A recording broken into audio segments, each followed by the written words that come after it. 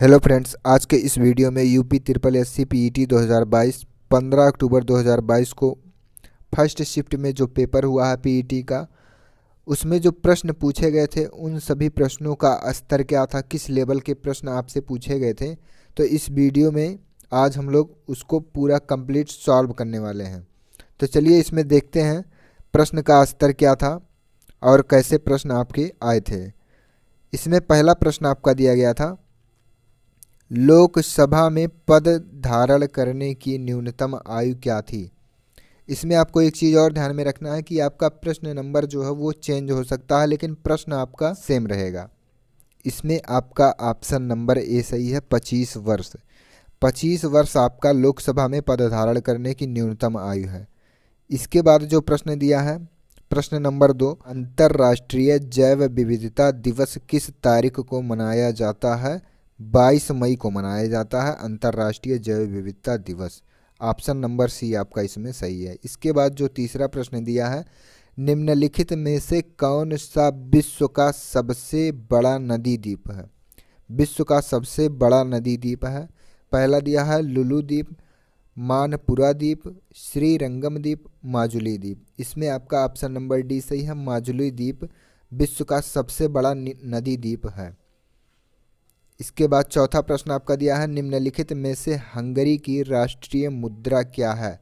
इसमें करेंसी पूछा गया है हंगरी की। हंगरी की राष्ट्रीय मुद्रा जो है वो हंगेरियन फॉरिंट है। ऑप्शन नंबर बी आपका इसमें सही है। पांचवा प्रश्न आपका दिया है, स्वतंत्रता के बाद भाषा के आधार पर बने भारत के पहले राज्य का नाम बताइए। आंध्र प्रदेश आपका इसमें सही है, option number B. Andhra Pradesh भाषा के आधार पर भारत का पहला राज्य है। इसके बाद छठवां प्रश्न जो दिया है, निम्नलिखित में से किसने प्रसिद्ध पुस्तक पावर्स ऑफ द माइंड लिखी है। पावर्स ऑफ द माइंड पुस्तक स्वामी विवेकानंद जी ने लिखा है। ऑप्शन नंबर आपका सी सही है। इसके बाद प्रश्न नंबर 7 दिया है, UNFCCC का अर्थ निम्नलिखित में से क्या है। ऑप्शन नंबर सी सही है, United Nations Framework Convention on Climate Change. Option number C आपका इसमें सही है। आठवां प्रश्न दिया है, नौटंकी निम्नलिखित में से किस राज्य का लोक नृत्य है। उत्तर प्रदेश का है। ऑप्शन नंबर बी आपका इसमें सही है। इसके बाद नेक्स्ट क्वेश्चन दिया है, अंतर्राष्ट्रीय ओलंपिक समिति का मुख्यालय कहाँ है। अंतर्राष्ट्रीय ओलंपिक समिति का मुख्यालय आपका स्विट्जरलैंड में है। ऑप्शन नंबर सी आपका इसमें सही है। इसके बाद जो 10वां प्रश्न दिया है उसको देखते हैं। इसमें दिया है, निम्नलिखित अनुच्छेद को ध्यानपूर्वक पढ़कर पूछे गए प्रश्न नंबर 10 से 14 तक के उत्तर दीजिए। आपको एक अनुच्छेद दिया गया है, यहाँ से यहाँ तक एक पैराग्राफ दिया गया है और इसमें प्रश्न नंबर 10 दिया है। 10 से लेकर 14 तक के प्रश्नों का उत्तर आपको इसी अनुच्छेद मिल जाएगा। तो 10वां प्रश्न आपका दिया है, साहित्य अपने दायित्व का निर्वाह किस प्रकार पूरा करता है। साहित्य अपने दायित्व का निर्वाह किस प्रकार पूरा करता है। पूरी जानकारी देकर, दर्पण के माध्यम से, दुष्प्रभावों को सामने लाकर, इतिहास बताकर। इसमें पैराग्राफ के अकॉर्डिंग जो सही है वो ऑप्शन नंबर सी सही है, दुष्प्रभावों को सामने लाकर। इसके बाद नेक्स्ट क्वेश्चन दिया है, क्वेश्चन नंबर 11, प्रस्तुत गद्यांश का सर्वाधिक उचित शीर्षक क्या हो सकता है। इसमें आपका ऑप्शन नंबर बी सही है, साहित्य और समाज। ये सब पैराग्राफ के अकॉर्डिंग आपका आंसर है, साहित्य और समाज। इसके बाद जो प्रश्न नंबर 12 दिया है, साहित्यकार समाज के प्रति अपने उद्देश्य को कैसे परिपूर्ण करता है। इसमें आपका ऑप्शन नंबर बी सही है, साहित्यकार समाज में अपनी कृतियों द्वारा आशा का संचार करता है और उत्साह एवं कर्तव्यवाद का संदेश देता है। ये इसमें आपका ऑप्शन नंबर बी ही सही है। इसके बाद प्रश्न नंबर 13 दिया है, साहित्य हमें किस तरह से पुरानी पीढ़ियों की जानकारी देता है। ऑप्शन नंबर इसमें सी सही है, राष्ट्र का इतिहास, गरिमा, संस्कृति, सभ्यता, पूर्वजों के विचार, अनुसंधान आदि तत्कालीन साहित्य द्वारा ही जाने जा सकते हैं। इसीलिए इसमें आपका ऑप्शन नंबर सी सही है, पैराग्राफ के अकॉर्डिंग। फिर प्रश्न नंबर 14 दिया है, साहित्य केवल समाज का दर्पण क्यों नहीं है। क्योंकि साहित्य द्वारा समाज की विडंबना और विसंगतियों पर प्रहार करके उनमें सुधार लाने की कोशिश की जाती है। ऑप्शन नंबर बी आपका इसमें सही होगा। इसके बाद नेक्स्ट क्वेश्चन दिया है, निम्नलिखित अनुच्छेद को ध्यानपूर्वक पढ़कर पूछे गए प्रश्न नंबर 15 से 19 तक के उत्तर दीजिए। तो इसमें फिर आपको एक पैराग्राफ दिया गया है और इस पैराग्राफ को पढ़ने के बाद आपको इसमें प्रश्न नंबर 15 से लेकर 19 तक के प्रश्नों का उत्तर इसी पैराग्राफ में आपको मिलेगा। इसमें जो 15 नंबर प्रश्न दिया है, सत्य रूपी परमेश्वर की रत्न चिंतामणि को प्राप्त करने के लिए हम क्या कर सकते हैं? अंतर्निहित सत्य का साक्षात्कार करें या सत्य की आराधना करें, हरि के मार्ग पर चलें, ये सभी। तो इसमें ये सभी ऑप्शन नंबर डी इसमें आपका सही होगा पैराग्राफ के अनुसार। इसके बाद प्रश्न नंबर 16 दिया है, गद्यांश में चिरस्थायी शब्द का कौन सा विलोम शब्द प्रयुक्त हुआ है? क्षणभंगुर। ऑप्शन नंबर डी इसमें आपका सही होगा। 17 नंबर प्रश्न दिया है, सत्य की तलाश कैसे की जानी चाहिए? इसमें आपका ऑप्शन नंबर ए सही है। श्रद्धा पूर्वक अंतः विद्यमान सत्य के मार्ग पर आगे बढ़ते हुए इस सत्य का साक्षात्कार करें। यही ऑप्शन आपका इसमें सही होगा। इसके बाद प्रश्न नंबर 18 दिया है, जिज्ञासु को सत्य व अहिंसा के पथ पर चलते समय संकटों का सामना कैसे करना चाहिए? तो इसमें संकटों को सहते हुए निमित्त नाश किए बिना आगे बढ़ना चाहिए। ऑप्शन नंबर बी आपका इसमें सही होगा। नेक्स्ट क्वेश्चन आपका दिया है, सत्य और अहिंसा के मार्ग को अस्य की धार पर चलने के समान क्यों बताया गया है? इसमें आपका ऑप्शन नंबर बी सही है, क्योंकि सत्य और अहिंसा का मार्ग जितना सीधा है उतना ही तंग है और इस मार्ग पर चलना अत्यंत कठिन है। इसलिए आपका ऑप्शन नंबर बी इसमें सही है पैराग्राफ के अकॉर्डिंग।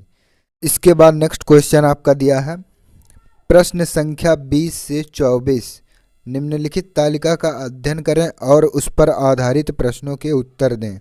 तो 20 से 24 तक के प्रश्नों का उत्तर आपको इस तालिका से ही लिखना है। अब 20वां नंबर प्रश्न जो दिया है, 2011 में इन सभी मदों पर कुल व्यय 2015 में कुल व्यय का लगभग कितना प्रतिशत था? तो पैराग्राफ के अनुसार आपका जो सही है वो ऑप्शन नंबर सी सही है, 68.33%। इसके बाद अगला प्रश्न आपका दिया है 21 नंबर, इस अवधि के दौरान कंपनी को प्रतिवर्ष ब्याज की औसत राशि कितनी चुकानी पड़ी? इसमें जो आपका सही है वो 26.66 लाख। ऑप्शन नंबर बी आपका इसमें सही है। इसके बाद अगला प्रश्न जो दिया है प्रश्न नंबर 22, दी गई अवधि के दौरान कंपनी द्वारा भुगतान की गई बोनस की कुल राशि इस अवधि के दौरान भुगतान की गई वेतन की कुल राशि का लगभग कितना प्रतिशत है? तो इसमें 0.6%। ऑप्शन नंबर ए आपका सही है। इसके बाद जो अगला प्रश्न दिया है प्रश्न नंबर 23, वर्ष 2013 के दौरान इन मदों पर कंपनी का कुल व्यय कितना है? तो 738.44 लाख। आपका ऑप्शन नंबर ए इसमें सही है, 738.44 लाख।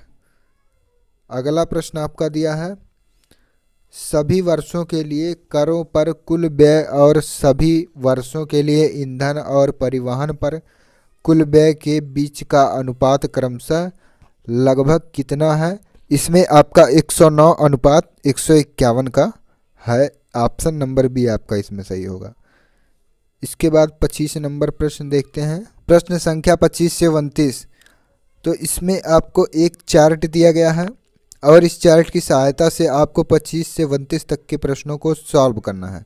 तो प्रश्न संख्या 25 दिया है, दिए गए 10 दिनों के दौरान कार मिनी द्वारा उसकी औसत गति से 875 किलोमीटर की यात्रा करने में लिए गए समय का दिए गए 10 दिनों के दौरान कार स्विफ्ट द्वारा उसकी औसत गति से 990 किलोमीटर की यात्रा करने में लिए गए समय से अनुपात ज्ञात कीजिए। इसमें आपका सही है 56:99, यानी कि ऑप्शन नंबर ए आपका इसमें सही होगा।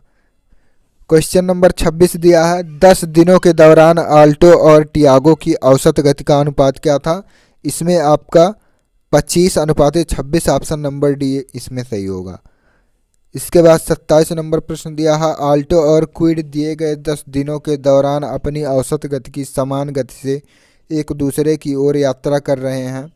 मिलने के बाद वे एक दूसरे के शुरुआती बिंदु की ओर यात्रा करते हैं। यदि शुरू में दोनों कारों के बीच की दूरी 2300 किलोमीटर है तो आल्टो और क्विड द्वारा एक दूसरे से मिलने के बाद अपने गंतव्य तक पहुंचने में लगने वाले समय का अंतर ज्ञात कीजिए। इसमें आपका ऑप्शन नंबर ए सही है, 0 घंटा।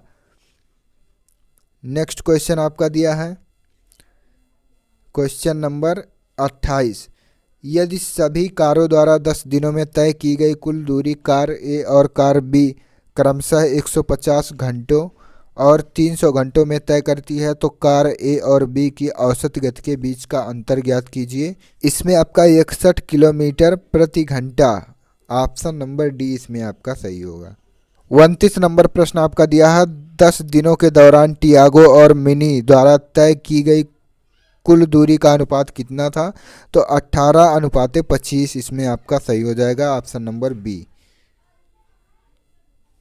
फिर नेक्स्ट क्वेश्चन आपका दिया है प्रश्न संख्या 30 से 34। 30 से 34 तक का उत्तर आपको इस ग्राफ से बताना है। और इसमें जो 30 नंबर प्रश्न दिया है 2003 के दौरान कंपनी में कार्यरत कर्मचारियों की संख्या थी। इसमें आपका ऑप्शन सही है, ऑप्शन नंबर सी 5000।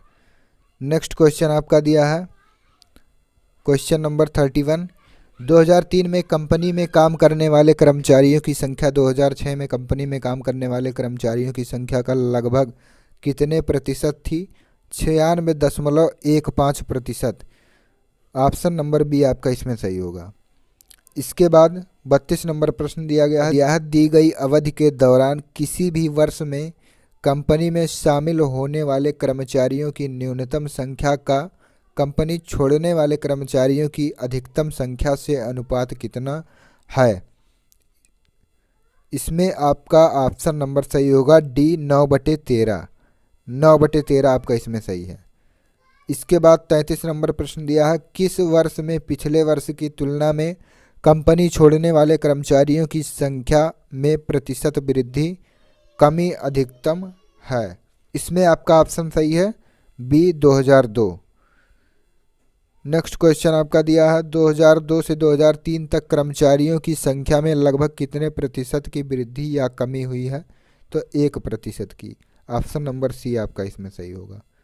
इसके बाद नेक्स्ट क्वेश्चन आपका दिया है प्रश्न संख्या 35 से 39, दंड आलेख का अध्ययन करें और उस पर आधारित प्रश्नों के उत्तर दीजिए। तो 35 से 39 तक के प्रश्नों का उत्तर आपको इस ग्राफ से देना है। तो प्रश्न नंबर 35 आपका दिया है 2011 की तुलना में 2018 में खिलौनों के उत्पादन में लगभग प्रतिशत वृद्धि कितनी थी? तो इसमें आपका ऑप्शन बी सही है, 137.5%। नेक्स्ट क्वेश्चन आपका दिया है पिछले वर्ष की तुलना में किस वर्ष में उत्पादन प्रतिशत वृद्धि सबसे अधिक थी? तो 2012 में सबसे अधिक थी, ऑप्शन नंबर सी आपका इसमें सही है। 37 नंबर प्रश्न दिया है दिए गए कितने वर्षों में खिलौनों का उत्पादन दिए गए वर्षों के औसत उत्पादन से अधिक था?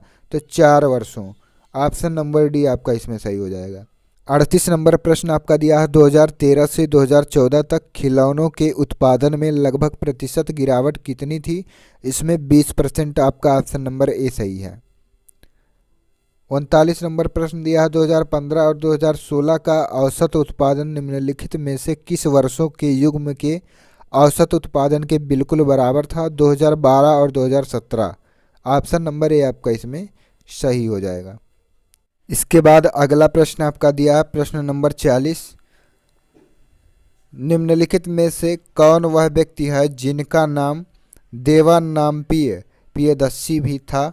तो मौर्य सम्राट अशोक, इसमें आपका सही हो जाएगा, ऑप्शन नंबर सी।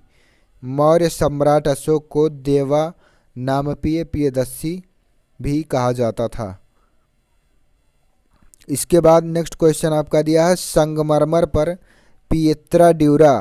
पित्तरादुरा या रंगीन पत्थर की जड़ाई का काम किसके समय में बहुत लोकप्रिय हुआ था? तो शाहजहां के समय में, ऑप्शन नंबर सी आपका इसमें सही हो जाएगा। शाहजहां के समय में।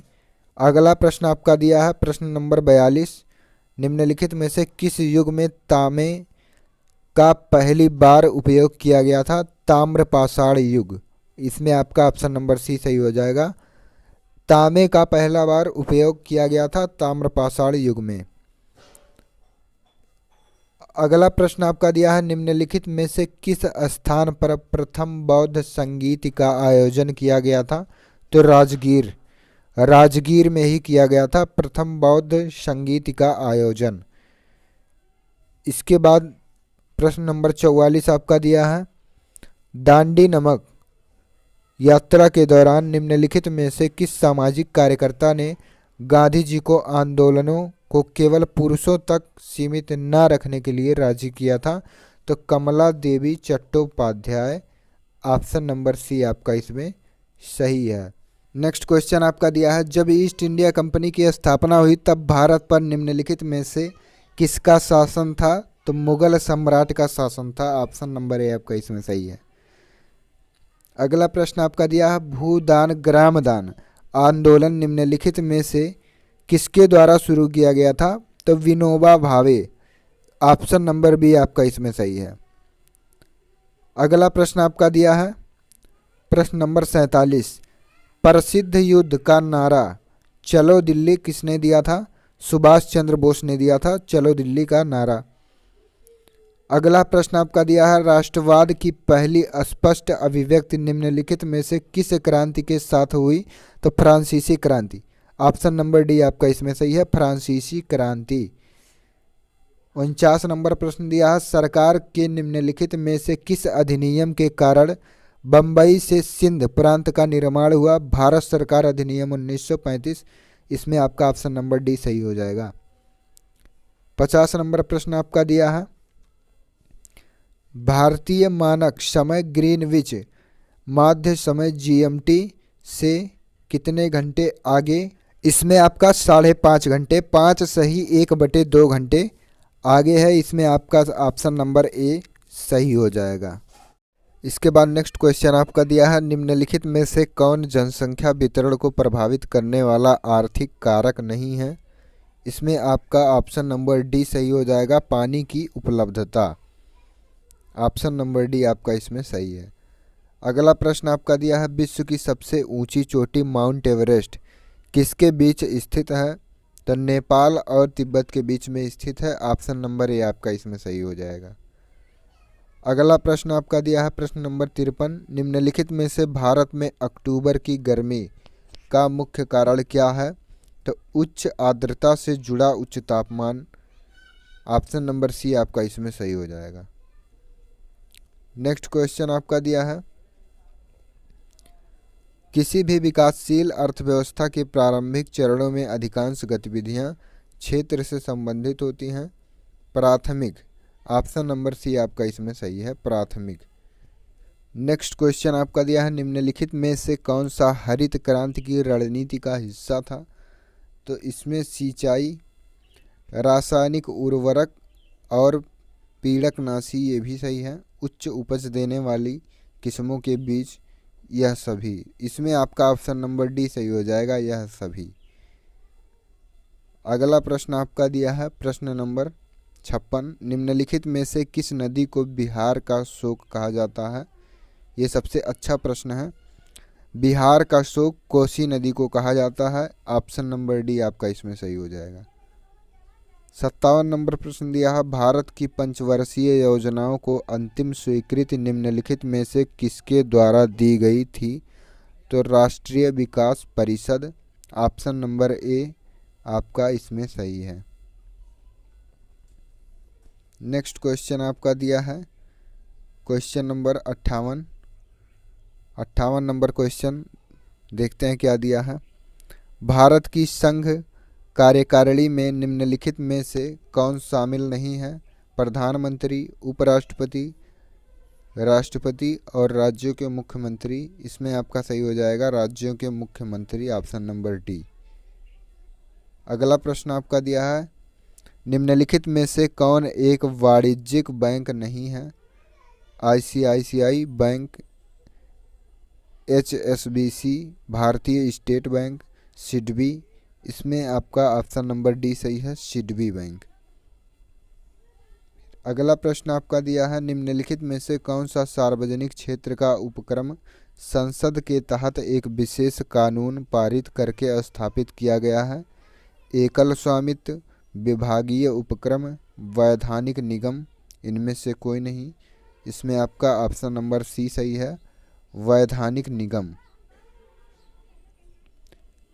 नेक्स्ट क्वेश्चन देखते हैं, निम्नलिखित में से किसी केंद्र शासित प्रदेश में उच्च न्यायालय स्थापित करने का अधिकार है? राष्ट्रपति को, सर्वोच्च न्यायालय, संसद। इनमें से कोई नहीं, संसद को है। ऑप्शन नंबर सी आपका इसमें सही है। फिर अगला प्रश्न देखते हैं, निम्नलिखित में से कौन सा अनुच्छेद भारतीय संविधान में सर्वोच्च न्यायालय की स्थापना और गठन के बारे में है? तो इसमें आपका ऑप्शन नंबर डी सही हो जाएगा, अनुच्छेद 124। अगला प्रश्न आपका दिया है, किसके पास मौलिक अधिकार को लागू करने की शक्ति है? तो सर्वोच्च न्यायालय और उच्च न्यायालय के पास है। ऑप्शन नंबर बी आपका इसमें सही हो जाएगा। 64 नंबर प्रश्न दिया है, भारत में राष्ट्रीय मानवाधिकार आयोग निम्नलिखित में से किस मंत्रालय के अधीन है? वित्त मंत्रालय, गृह मंत्रालय, रक्षा मंत्रालय, या इनमें से कोई नहीं? तो इसमें आपका गृह मंत्रालय ऑप्शन सही हो जाएगा, बी। अगला प्रश्न आपका दिया है, 65 नंबर प्रश्न देखते हैं क्या है, न्यूमोनिया मानव शरीर के निम्नलिखित में से किस अंग को प्रभावित करता है? तो फेफड़े को प्रभावित करता है, लंग्स। ऑप्शन नंबर सी आपका इसमें सही है, फेफड़े को प्रभावित करता है न्यूमोनिया। 66 नंबर प्रश्न दिया है, निम्नलिखित में से कौन सा वनस्पति रेशा नहीं है? Nylon, jute, cotton, flax. Nylon आपका वनस्पति रेशा नहीं है। ऑप्शन नंबर ए आपका इसमें सही हो जाएगा। नेक्स्ट क्वेश्चन दिया है, तारों का रंग निम्नलिखित में से किस पर निर्भर करता है? तो उसके तापमान पर निर्भर करता है। ऑप्शन नंबर सी आपका इसमें सही है। अगला प्रश्न देखते हैं, निम्नलिखित में से कौन सी गैस ग्लोबल वार्मिंग के लिए जिम्मेदार है? तो greenhouse gas. Option number C आपका इसमें सही है, ग्रीन हाउस गैस। इसके बाद नेक्स्ट क्वेश्चन देखते हैं, क्वेश्चन नंबर 69। यहाँ से आपका मैथ का प्रश्न स्टार्ट हो रहा है और इसमें केवल आपको आंसर बताया जाएगा। डिटेल्स में इसके लिए मैंने एक अलग से वीडियो बनाया है, मैथ का, रीजनिंग का और हिंदी का अलग अलग। अगर आपको देखना है, समझना है तो आप प्लेलिस्ट में जाकर वहाँ से देख सकते हैं। इसमें आपको केवल आंसर बताया जाएगा। तो 69 नंबर क्वेश्चन दिया है, 0.05 का स्क्वायर प्लस 0.41 का स्क्वायर प्लस 0.073 का स्क्वायर। इसके बटे में दिया है 0.005 का स्क्वायर प्लस 0.041 का स्क्वायर प्लस 0.0073 का स्क्वायर। तो इसमें आपका जो ऑप्शन सही है वो ऑप्शन नंबर सही है ए, 100 आपका ऑप्शन सही है। डिटेल्स में देखने के लिए आप प्लेलिस्ट में जाकर वीडियो देख सकते हैं। फिर 70 नंबर प्रश्न दिया है, 40% व्यक्ति समाचार पत्र X पढ़ते हैं और 50% व्यक्ति समाचार पत्र Y पढ़ते हैं। 10% व्यक्ति दोनों समाचार पत्र पढ़ते हैं। कितने व्यक्ति दोनों में से कोई समाचार पत्र नहीं पढ़ते हैं? सही हो जाएगा ए, 20% व्यक्ति समाचार पत्र ना तो X पढ़ते हैं और ना ही Y पढ़ते हैं। इसके बाद अगला प्रश्न है, 5 परिणामों का औसत 46 है और पहले 4 का 45 है, तो पांचवा परिणाम क्या होगा? इसमें आपका ऑप्शन डी सही है, 50। ज़्यादा डिटेल्स में इसको समझना है तो आप वीडियो देख सकते हैं प्लेलिस्ट में जाकर। इसके बाद नेक्स्ट क्वेश्चन दिया है, √29.8116 प्लस √77.44 इसके इक्वल क्या होगा? तो 14.26 होगा। ऑप्शन नंबर ए आपका इसमें सही है, 14.26। ऑप्शन नंबर ए आपका इसमें सही है। इसके बाद नेक्स्ट क्वेश्चन देखते हैं, पादप कोशिका भित्ति निम्नलिखित में से किससे बनी होती है?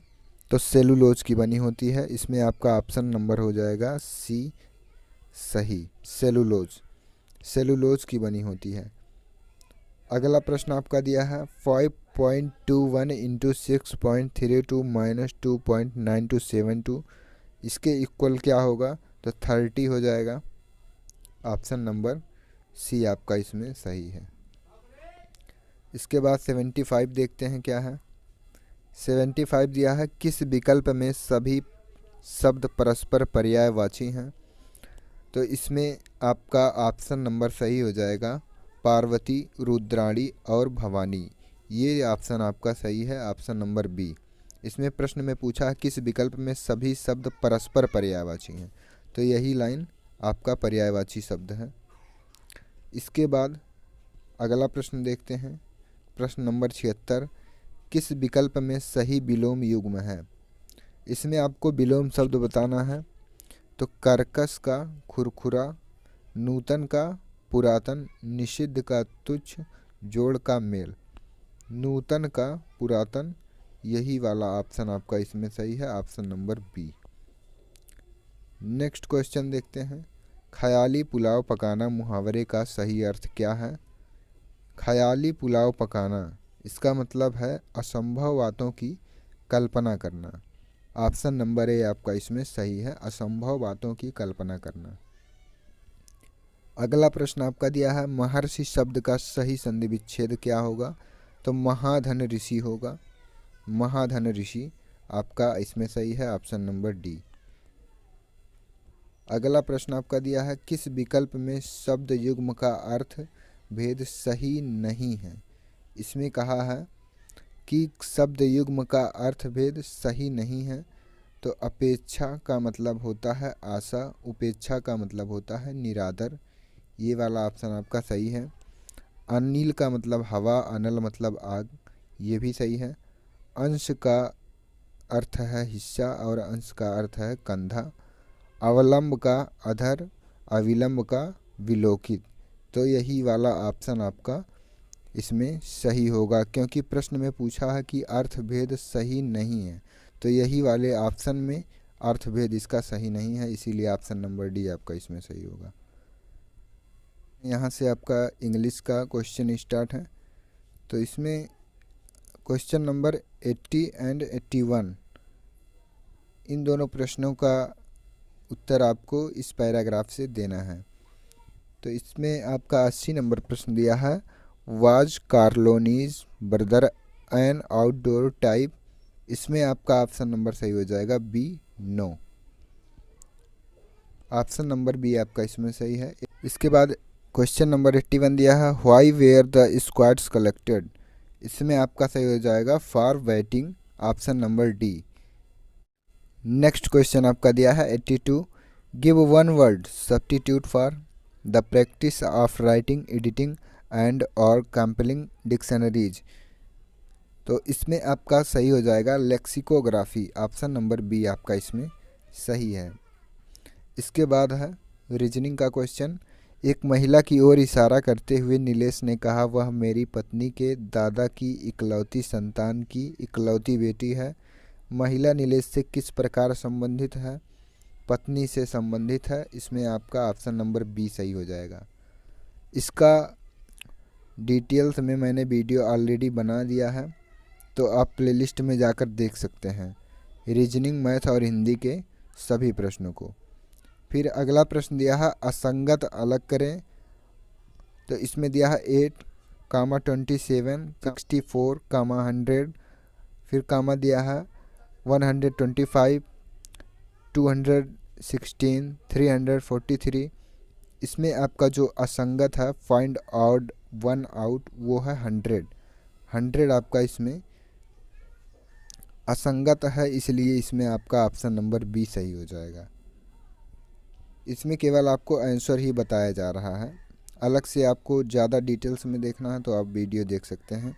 इसके बाद क्वेश्चन नंबर 85 दिया है 1 जनवरी 2006 को रविवार था, 1 जनवरी 2010 को सप्ताह का कौन सा दिन था? इसमें आपका ऑप्शन नंबर बी सही है, शुक्रवार था।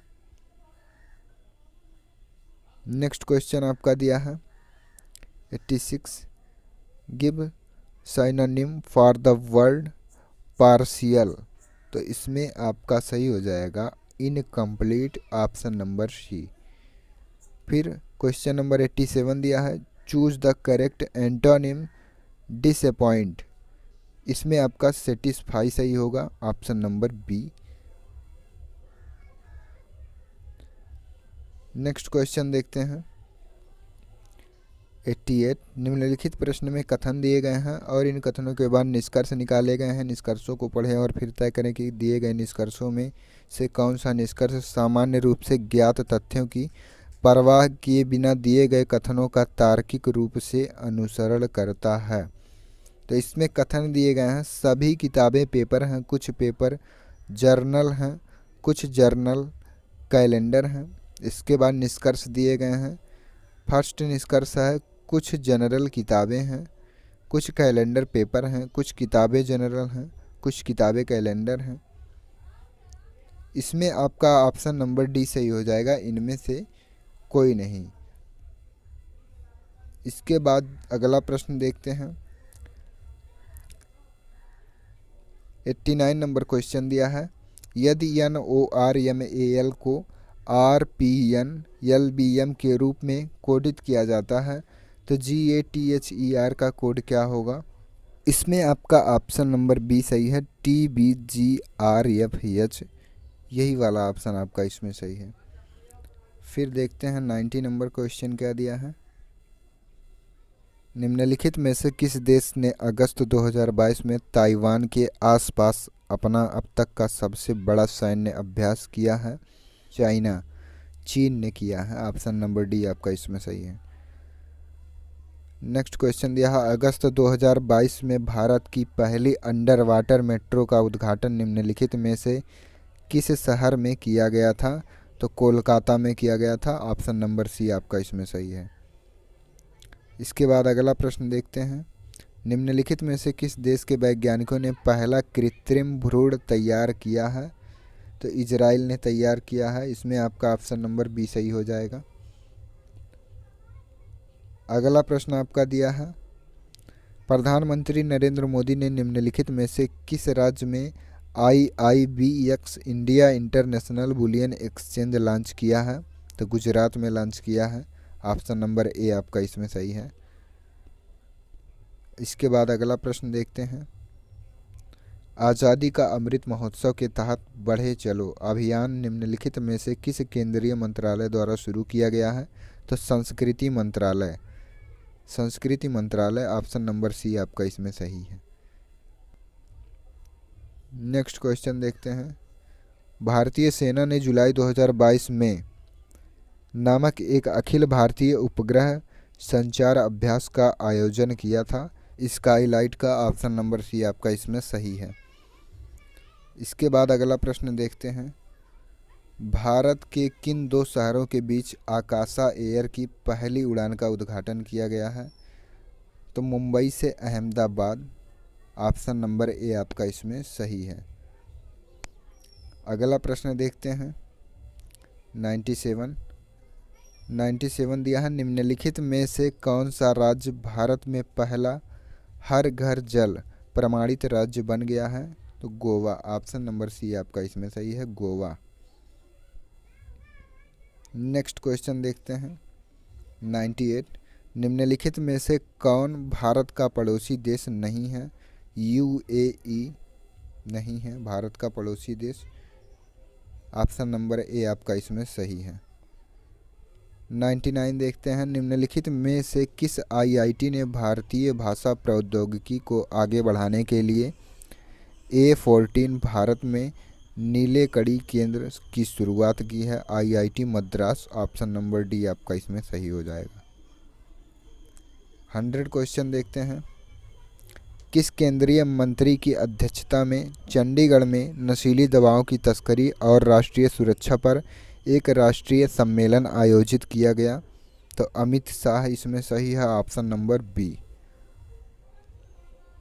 इस वीडियो में आपको 1 से लेकर 100 तक के प्रश्नों का संपूर्ण हल बताया गया है।